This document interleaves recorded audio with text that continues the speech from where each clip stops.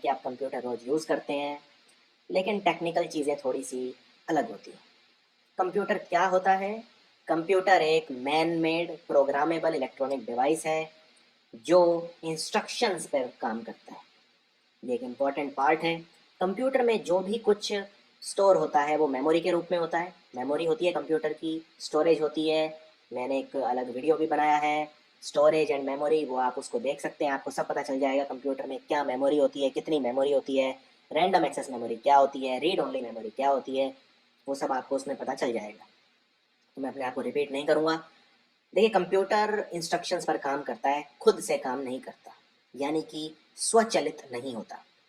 आपको इंस्ट्रक्शंस देने पड़ते हैं तब कंप्यूटर काम करता है। हाँ, कुछ कंप्यूटर होते हैं जो ऑटोमेटिक होते हैं, लेकिन वो ऑटोमेशन करने के लिए भी आपको इंस्ट्रक्शन देने पड़ते हैं। कंप्यूटर क्या करता है? कंप्यूटर डेटा लेता है इनपुट डिवाइस से। इनपुट और आउटपुट का मतलब क्या है? मान लो मुझे चाय बनानी है, तो चाय बनाने के लिए मैं जो जो डालूंगा वो है मेरा इनपुट। मैं पानी डालूंगा, दूध डालूंगा, पत्ती डालूंगा, ये सब है इनपुट, यानी जो अंदर जा रहा है। और चाय जो बन के बाहर आ रही है वो है मेरा आउटपुट। यानी कि एक होता है इनपुट डिवाइस जो कंप्यूटर को डेटा देता है।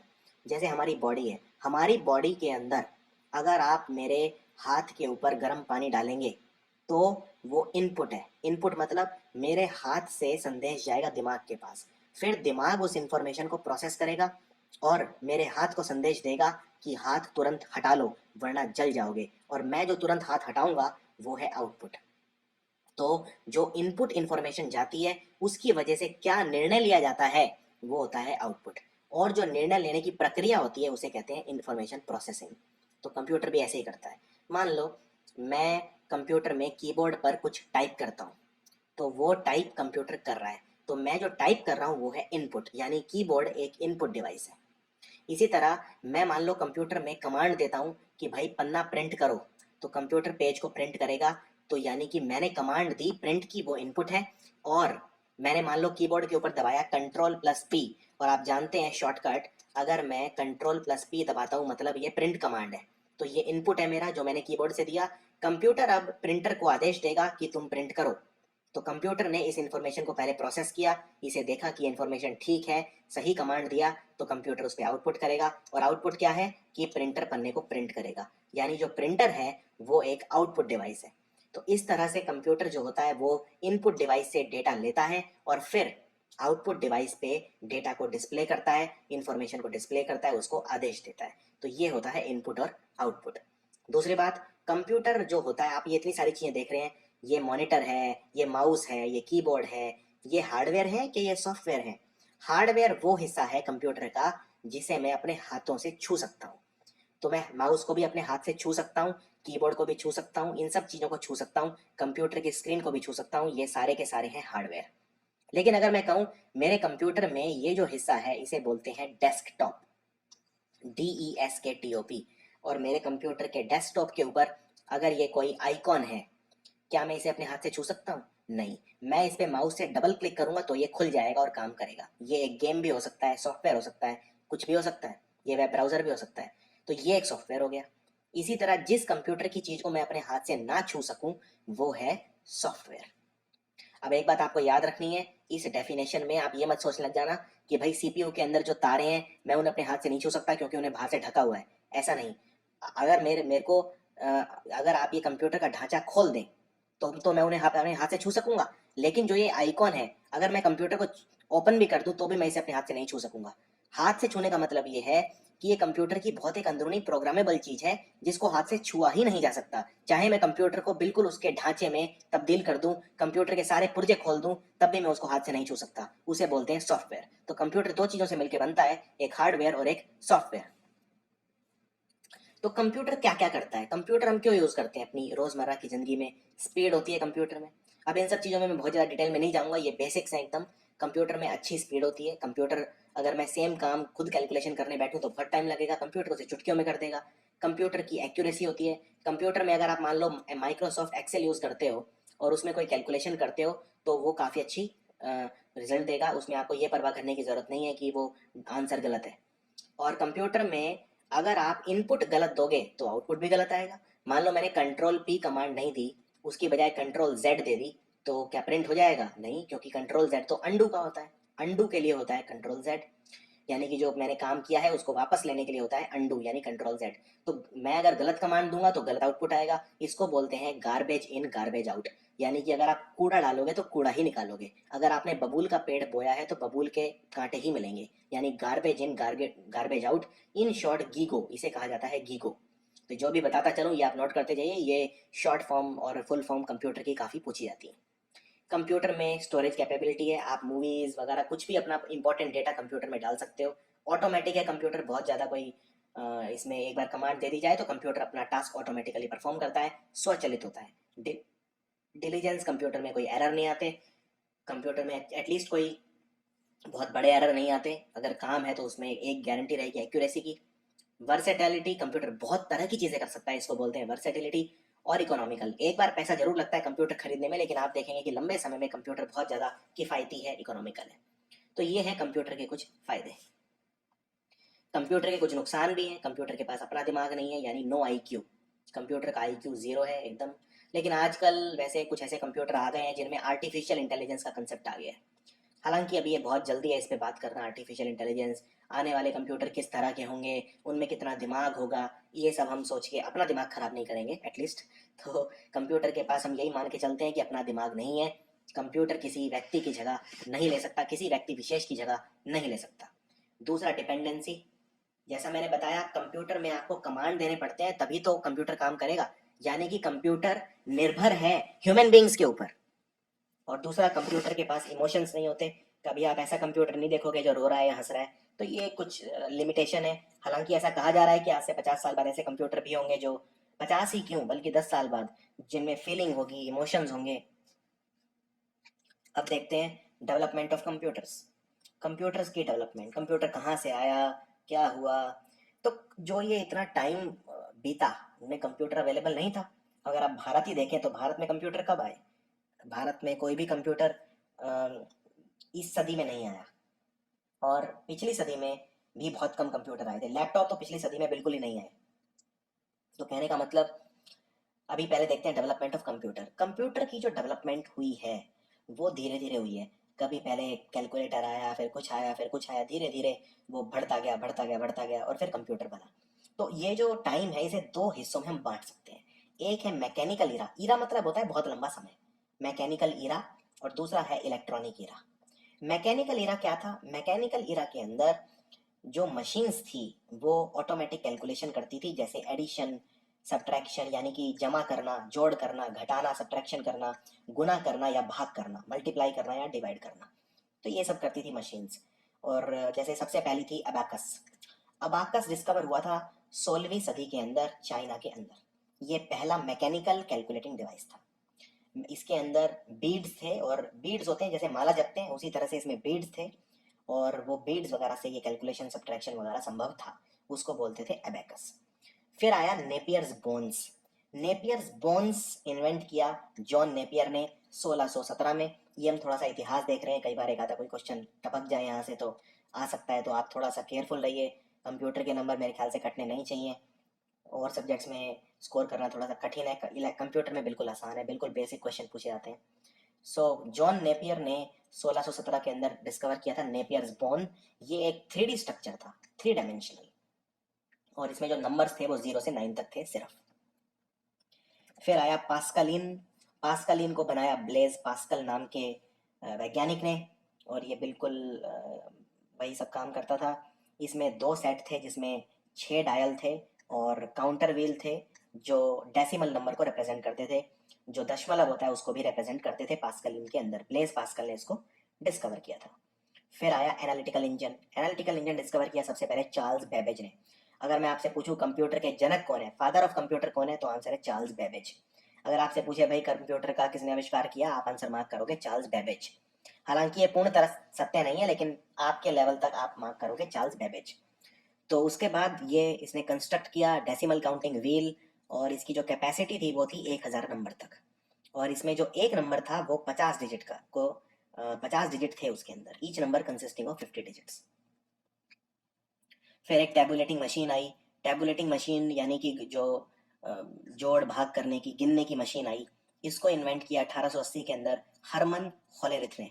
हरमन होलेरिथ, इसके अंदर पंच्ड कार्ड थे जिनमें छेद थे और राउंड होल्स थे। तो जो छेद थे वो राउंड थे और ये एक कार्ड एक बार में पढ़ पाता था ये मशीन। फिर आया मार्क वन, ये डिस्कवर किया हार्वर्ड आकिन ने 1944 में।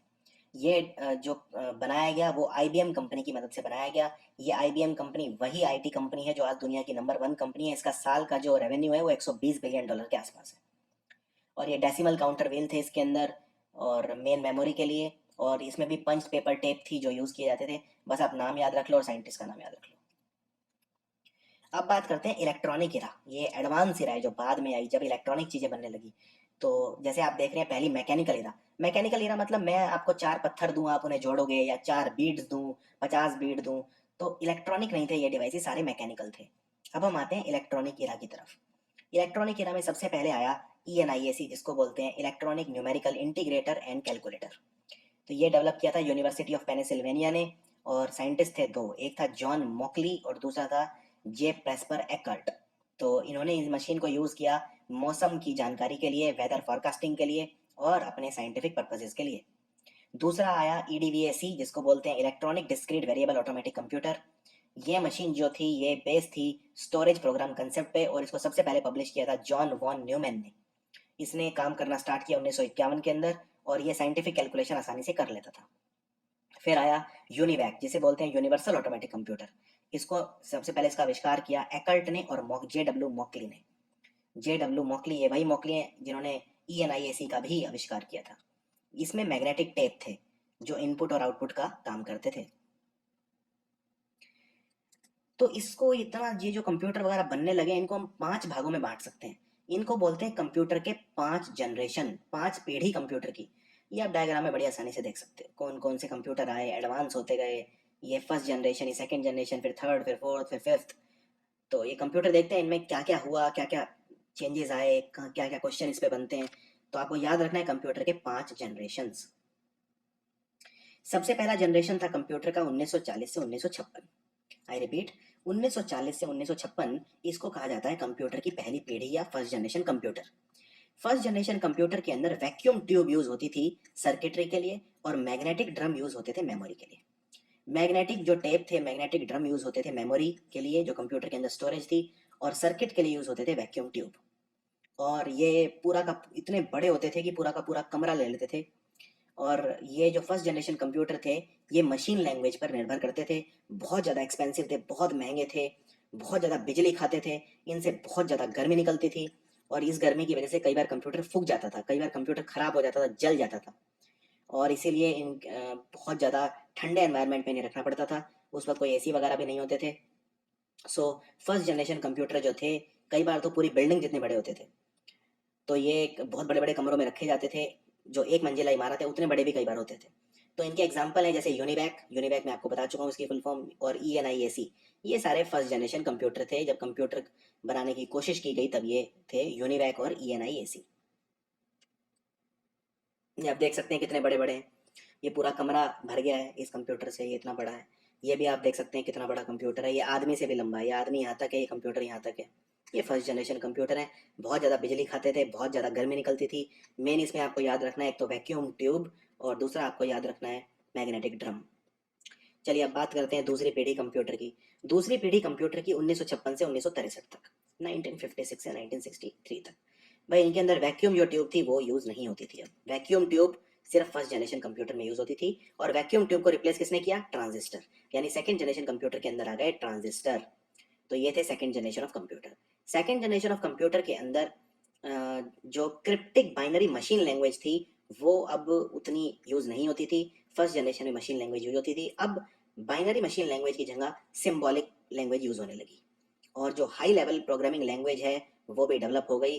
तो जो सबसे अर्ली लैंग्वेजेस थी, सबसे पहले जो प्रोग्रामिंग लैंग्वेज आई उनके नाम है कोबोल और फोर्ट्रैन।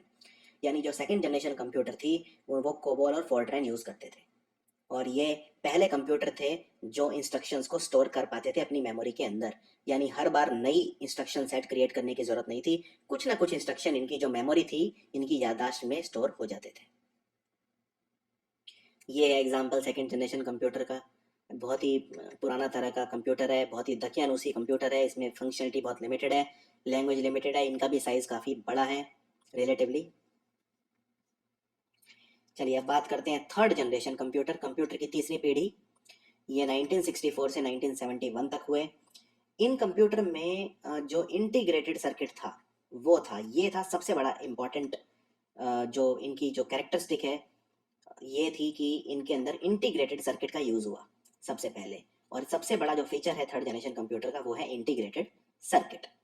और जो ट्रांजिस्टर हम यूज़ करते थे सेकेंड जनरेशन में, इसके अंदर हमने सेमीकंडक्टर यूज़ करने स्टार्ट कर दिए। सेमीकंडक्टर आप जानते हैं ये कई धातुओं के बनते हैं, लेकिन सबसे ज़्यादा बनते हैं सिलिकॉन के। सिलिकॉन के बनते हैं, जर्मेनियम के बनते हैं, बोरॉन के बनते हैं,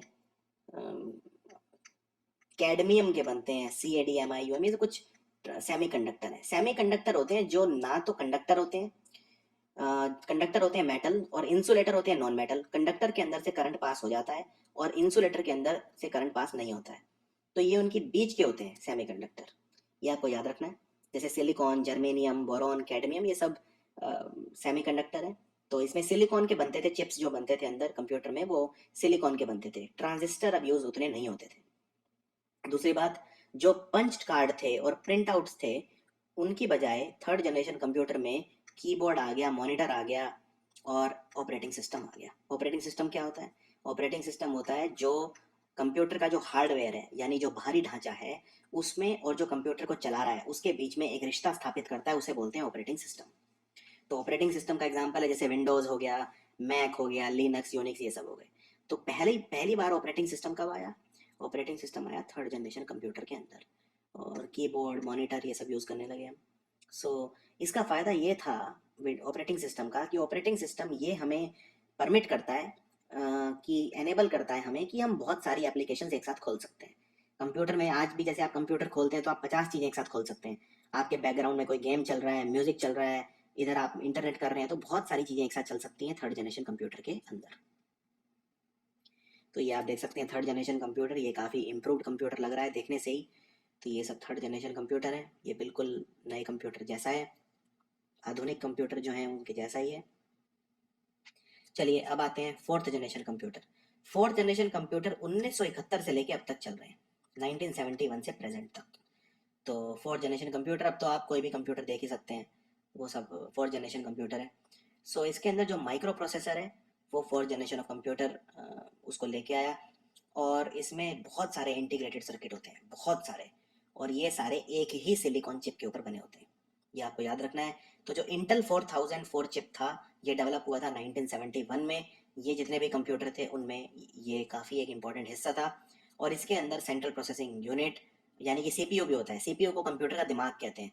और मेमोरी, इनपुट आउटपुट कंट्रोल होते हैं, ये सारे एक ही चिप के अंदर होते हैं। अलग अलग चिप की ज़रूरत नहीं है, हज़ारों चिप कंप्यूटर के अंदर डालने की ज़रूरत नहीं है। CPU, input output control, memory, ये सब एक ही सिंगल चिप में होते हैं, बहुत सारे चिप्स की ज़रूरत नहीं है। सो इसमें ग्राफिकल यूज़र इंटरफेस भी आ गया, GUI, mouse, hand held devices यानी हार्डवेयर वगैरह जो हम एक्सटर्नल कनेक्ट करते हैं, ये सब फोर्थ जनरेशन कंप्यूटर के हिस्से रहे।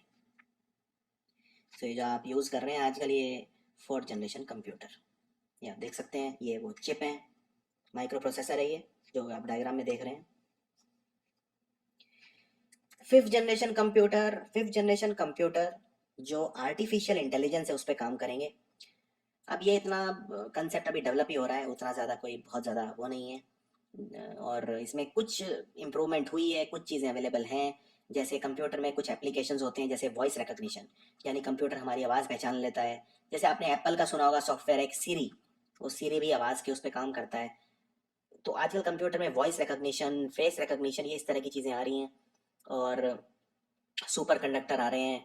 तो इससे आर्टिफिशियल इंटेलिजेंस आने वाले समय में एक रियलिटी हो जाएगी। और फिफ्थ जनरेशन जो कंप्यूटर है वो हमारी जो नेचुरल लैंग्वेज है, यानी जैसे मैं आपको बोल रहा हूँ तो ये मेरी नेचुरल लैंग्वेज है, मेरे को कोई आर्टिफिशियल लैंग्वेज बनाने की ज़रूरत नहीं है, तो उस पर भी काम करेंगे। तो इसमें नेचुरल लैंग्वेज इनपुट पे काम करेंगे। और ये लर्निंग, ये जो कंप्यूटर है ये लर्निंग कर पाएंगे जैसे कोई भी ह्यूमन बीइंग कर सकता है। और सेल्फ ऑर्गेनाइजेशन, जो अपना खुद का जो काम है वो खुद कर पाएंगे, सेल्फ ऑर्गेनाइजेशन कर पाएंगे। तो ये कुछ फंक्शनलिटीज़ होंगी फिफ्थ जनरेशन कंप्यूटर की। तो ये जो थोड़ा तो आज भी अवेलेबल है इसमें, लेकिन बहुत ज़्यादा नहीं, और लेकिन फ्यूचर के कंप्यूटर हैं ये, 5th जनरेशन कंप्यूटर। तो ये 5th जनरेशन कंप्यूटर में कुछ इंप्रूवमेंट होंगे। ये अगेन कुछ ढांचे हैं, ज़रूरी नहीं है ऐसे दिखें ये।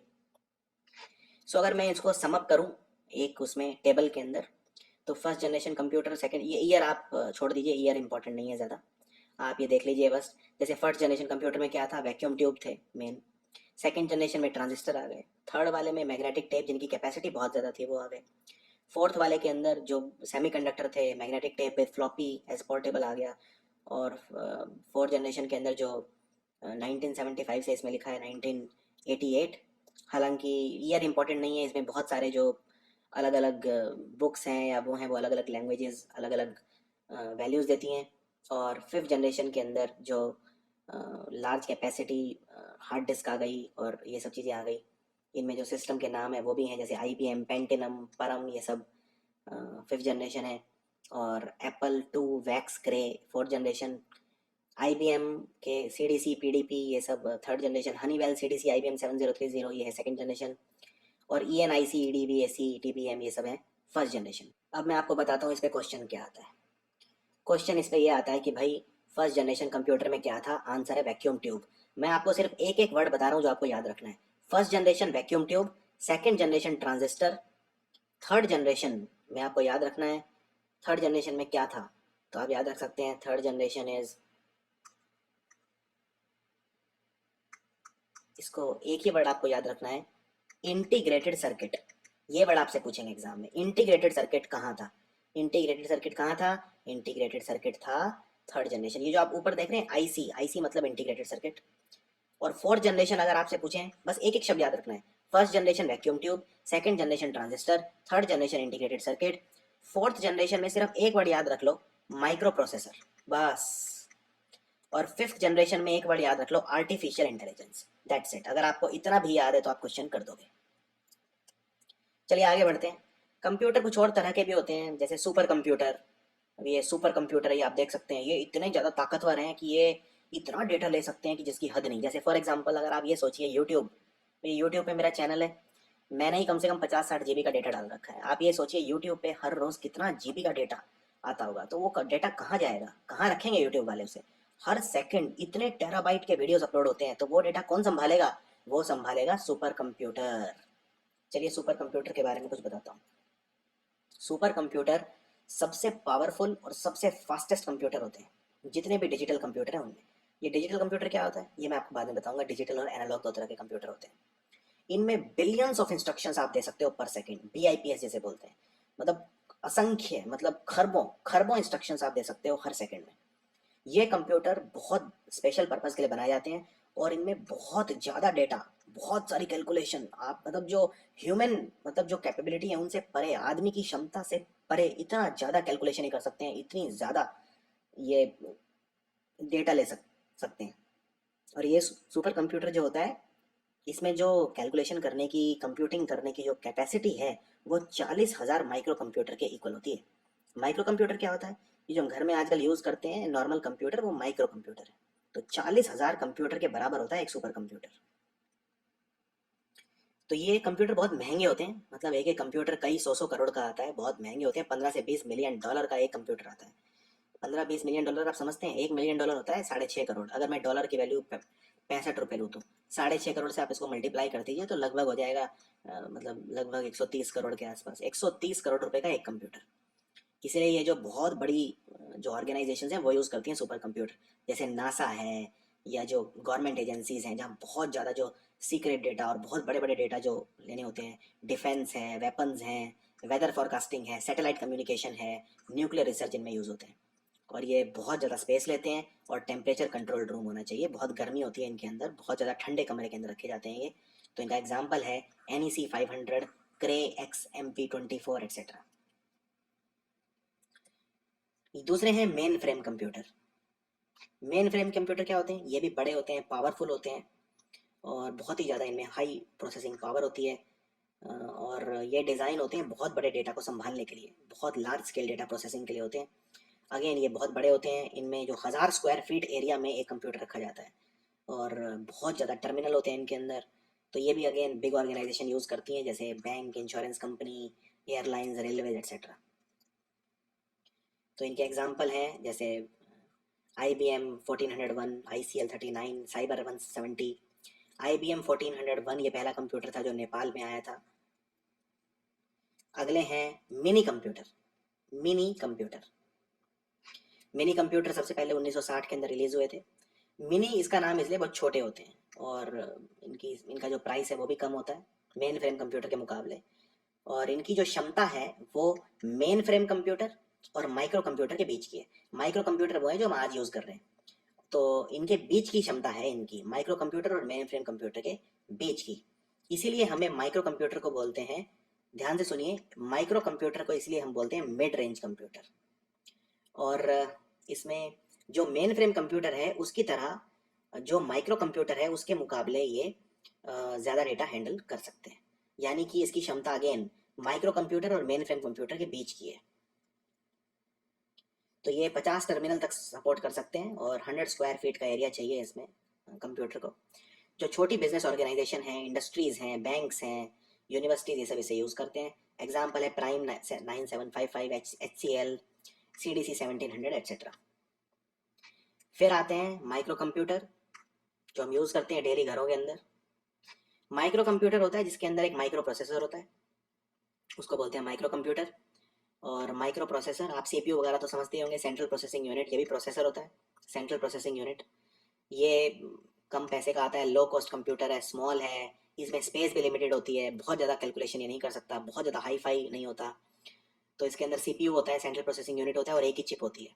ये हम ऑफिस हाउस वगैरह स्टोर छोटे यूज़ के लिए यूज़ करते हैं। जैसे जैसे मैं कंप्यूटर बता रहा हूँ वैसे वैसे क्षमता कम होती जाएगी। तो एग्जांपल है इसके, जैसे हम IBM PC लेते हैं, एप्पल का कंप्यूटर लेते हैं, ये सब माइक्रो कंप्यूटर है। और ये दो तरह के हो सकते हैं, नॉन पोर्टेबल और पोर्टेबल। पोर्टेबल मतलब जिसको हम कैरी कर सकते हैं एक जगह से दूसरी जगह, और नॉन पोर्टेबल है जिसे हम एक जगह से दूसरी जगह कैरी नहीं कर सकते। तो जो नॉन पोर्टेबल होते हैं जिन्हें हम कैरी नहीं कर सकते वो होते हैं पर्सनल कंप्यूटर। जैसे जो आपके घर पे होता है, इसमें CPU होता है बहुत बड़ा, उसको आप उठा के ले जा नहीं सकते एक जगह से दूसरी जगह। और जो पोर्टेबल होते हैं जिन्हें हम ले जा सकते हैं एक जगह से दूसरी जगह, उनमें आते हैं लैपटॉप। लैपटॉप को आप ले जा सकते हैं, नोटबुक, जो ये टैबलेट वगैरह होते हैं, टेबल PC ये हो गया, या पाम टॉप हो गया, पाम टॉप भी एक चीज़ होती है, या फिर PDA को बोलते हैं personal digital assistance, full form is personal digital assistance. तो ये हो गए, ये वाले कंप्यूटर हैं नॉन पोर्टेबल, आप इनको ले जा नहीं सकते एक जगह से दूसरी जगह। और ये हो गए पोर्टेबल, आप इनको आसानी से एक जगह से दूसरी जगह ले जा सकते हो। ये जो आप डायग्राम में देख रहे हो ये पाम टॉप है, ये वाला जो ये है ये पाम टॉप है। अब कंप्यूटर को एक तरह से और हम क्लासिफाई कर सकते हैं, भागों में बांट सकते हैं, वो है कंप्यूटर के अंदर ऑपरेट तरह के किस तरह का चलन है कंप्यूटर का, किस तरह का ऑपरेशन है, किस तरह का ऑपरेटिंग सिद्धांत है, उस पर हम इसको बांट सकते हैं। तो इसमें 3 तरह की कैटेगरी होती हैं ऑपरेटिंग प्रिंसिपल में। एक होता है एनालॉग कंप्यूटर, एक होता है डिजिटल कंप्यूटर, और एक होता है हाइब्रिड कंप्यूटर। इससे पहले मैं आपको आपको मैंने बताया था कंप्यूटर के एक वीडियो के अंदर कि भाई एनालॉग कंप्यूटर और डिजिटल कंप्यूटर, एनालॉग और डिजिटल में क्या फ़र्क होता है। आप नेटवर्किंग और कम्युनिकेशन का वीडियो देखना ना भूलें। नेटवर्किंग एंड कम्युनिकेशन का वीडियो आपको काफ़ी मदद करेगा ये समझने के अंदर। आपको जब पता होगा कि एनालॉग और डिजिटल में क्या फ़र्क है, तो आप एनालॉग और कंप्यूटर में जो डिफरेंसेस हैं डिजिटल में वो भी आसानी से जान पाएंगे। और एक होता है हाइब्रिड कंप्यूटर। सबसे पहले देखते हैं एनालॉग कंप्यूटर क्या होता है। इसकी स्पीड काफ़ी ज़्यादा होती है एनालॉग कंप्यूटर की, लेकिन इसमें जो इनपुट डेटा है, सबसे पहले तो इनपुट डेटा है इसमें वो नंबर नहीं होता, नंबर नहीं होता। इसके अंदर एक फिजिकल क्वांटिटी होती है, जैसे pressure, speed, voltage, voltage exam में बहुत बार पूछा जाता है, और टेम्परेचर, ये सब फिजिकल क्वांटिटीज होती हैं। इनपुट डेटा नंबर नहीं होता। ये बहुत इंपॉर्टेंट पार्ट है एनालॉग कंप्यूटर का। एनालॉग कंप्यूटर के अंदर कंटिन्यूस इन्फॉर्मेशन होती है। ये आप समझ जाएंगे अगर आपने वीडियो देखा है नेटवर्क वाला, network and communication. Continuous information का मतलब क्या होता है, मैंने कहा था जो एनालॉग सिग्नल होता है वो हमेशा लगातार होता है ऐसे, और जो डिजिटल होता है वो डिस्क्रीट होता है, यहाँ होगा फिर इतने एरिया में नहीं होगा, फिर यहाँ होगा, फिर यहाँ होगा। और डिजिटल जो सिग्नल होता है वो कभी भी नेगेटिव नहीं हो सकता, उसकी मिनिमम वैल्यू 0 होती है, वो हमेशा पॉजिटिव रहता है। एनालॉग वाला पॉजिटिव भी हो सकता है, 0 भी हो सकता है, नेगेटिव भी हो सकता है। तो ये फ़र्क है एनालॉग डेटा में और डिजिटल डेटा के अंदर। सो जो एनालॉग कंप्यूटर होता है उसके अंदर एक कंटिन्यूस इन्फॉर्मेशन चलती रहती है, उसको बोलते हैं एनालॉग कंप्यूटर। कंटिन्यूस इन्फॉर्मेशन का मतलब ये है इसकी स्पीड ज़्यादा होगी, लेकिन इसमें जो इनपुट डेटा है वो नंबर नहीं होता। ये कुछ एनालॉग कंप्यूटर, एनालॉग के आप वो देख सकते हैं एग्जांपल, जैसे ये भी एक एनालॉग सिग्नल है, ये पेट्रोल वाला, या ये भी एनालॉग है, ये भी एनालॉग है। अब देखते हैं डिजिटल कंप्यूटर। ये भी जो भी हम नॉर्मल कंप्यूटर यूज करते हैं घरों में, सब डिजिटल कंप्यूटर है। डिजिटल कंप्यूटर होते हैं विच present physical quantities, the computer which present physical quantity with the help of symbol और नंबर। कंप्यूटर, इस कंप्यूटर के अंदर जो फिजिकल क्वांटिटी है उनकी जगह होते हैं सिंबल या तो या नंबर्स। और ये डिस्क्रीट इन्फॉर्मेशन प्रोवाइड करते हैं, कंटिन्यूस इन्फॉर्मेशन नहीं होता, डिस्क्रीट होता है। डिस्क्रीट का मतलब गैप में। ये डिजिटल सिग्नल है तो पहले ये एक पैकेट ऑफ डेटा है, फिर ये कुछ स्थान पे नहीं होगा, फिर एक होगा, फिर नहीं होगा, फिर होगा, यानी ये आइसोलेटेड है, लगातार नहीं है। तो डिजिटल कंप्यूटर के अंदर डिस्क्रीट इन्फॉर्मेशन होता है। Digital computer, the input data is represented by a number. तो डिजिटल कंप्यूटर के अंदर जो भी इंफॉर्मेशन जाती है वो नंबर के रूप में जाती है, फिर कंप्यूटर उसे प्रोसेस करता है। और डिजिटल कंप्यूटर के अंदर क्योंकि इंफॉर्मेशन नंबर के रूप में जाती है, इसलिए बहुत ज़्यादा एक्यूरेट होते हैं। तो एक्यूरेसी हमें चाहिए कंप्यूटर के अंदर, इसलिए हम यूज़ करते हैं डिजिटल कंप्यूटर। तो ये कुछ डिजिटल डेटा है, आप देख सकते हैं, ये डिजिटली रिप्रेजेंट कर रहा है। ये पिछले वाले में तो सुई थी, जहाँ सुई हो जाती है वो एनालॉग हो जाता है, और ये डिजिटल है, जैसे 3.61। ये अगर ये घड़ी बना दूंगा मैं तो घड़ी हो गई एनालॉग, जिसमें मिनट हैंड, आवर हैंड, ये सब होगा। अगर टाइम ऐसे लिखा हुआ आ रहा है तो ये डिजिटल डेटा है। एक होता है हाइब्रिड कंप्यूटर। हाइब्रिड के अंदर दोनों होते हैं। हाइब्रिड कंप्यूटर मतलब जो एनालॉग भी होता है और डिजिटल भी होता है। तो हाइब्रिड कंप्यूटर मतलब जो मिक्सचर होता है, इसके अंदर एनालॉग भी होते हैं और डिजिटल कंप्यूटर भी होता है। हाइब्रिड का एडवांटेज क्या है? एनालॉग की स्पीड मिल गई और डिजिटल की एक्यूरेसी मिल गई। एनालॉग किसके लिए जाना जाता है? स्पीड के लिए। और डिजिटल क्यों जाना जाता है? अपनी एक्यूरेसी के लिए, बहुत ज़्यादा एक्यूरेट होता है, गलतियां कम होती हैं। तो दोनों को मिला दो तो बन गया हाइब्रिड कंप्यूटर। तो ये कुछ हाइब्रिड कंप्यूटर आप देख सकते हो, ये हाइब्रिड कंप्यूटर है। जैसे गाड़ी के अंदर भी कंप्यूटर लगते हैं जो गाड़ी की स्पीड बताते हैं, जीपीएस बताते हैं। जीपीएस क्या होता है? ग्लोबल पोजिशनिंग सिस्टम, जो आपको रास्ता बताता है। तो ये सब हो गए। ये माइक्रो ओवन वगैरह में लग सकते हैं, या माइक्रो, ये जो हॉस्पिटल्स के अंदर लग सकते हैं। ये बहुत सारी अलग तरह की इंफॉर्मेशन दिखाते हैं, return as well as numbers, दोनों तरह की। या एनालॉग सिग्नल भी इनमें होते हैं, जैसे अब ये वाला है, इसमें ये एनालॉग सिग्नल चल रहा है, ये जो हार्ट का चल रहा है यहाँ पे ये एनालॉग सिग्नल है, और ये लिखा हुआ आ रहा है ये डिजिटल है, तो दोनों तरह का है। तो ये हाइब्रिड कंप्यूटर का ही ज़माना है। हाइब्रिड कंप्यूटर की बहुत सारे एप्लीकेशंस हैं। तो जो कंप्यूटर होता है वो, पहली बात, वो इंटरेक्ट करना चाहिए अपने यूज़र के साथ। मान लो मैं कंप्यूटर कर रहा हूँ तो कंप्यूटर मेरे साथ बातचीत करे। बातचीत का मतलब ये नहीं है कि फिजिकली बात बोलेगा, कहने का मतलब मेरे से इंटरेक्ट करेगा। अगर कंप्यूटर और मेरे बीच कोई इंटरेक्शन ही नहीं है तो कंप्यूटर पे मैं अपने जो अपना काम नहीं कर पाऊंगा, मैं अपने टास्क को एकम्प्लिश नहीं कर पाऊंगा। तो computer must be able to interact. और कंप्यूटर इंटरेक्ट कैसे करेगा मेरे साथ? मैंने आपको बताया था, ऑपरेटिंग सिस्टम। कंप्यूटर का जो ढांचा है और जो कंप्यूटर का यूजर है, यानी हार्डवेयर कंप्यूटर का और कंप्यूटर को यूज करने वाला पर्सन, जिसको यूजर कहते हैं, दोनों के बीच में जो रिश्ता होता है वो कौन बनाता है? Operating system. जैसे विंडोज, मैक, ये सब क्या है? ऑपरेटिंग सिस्टम है। तो इसको एकम्प्लिश करने के लिए, कंप्यूटर के साथ इंटरेक्शन करने के लिए मेरे पास होते हैं पेरिफेरल डिवाइसेस, इनपुट और आउटपुट।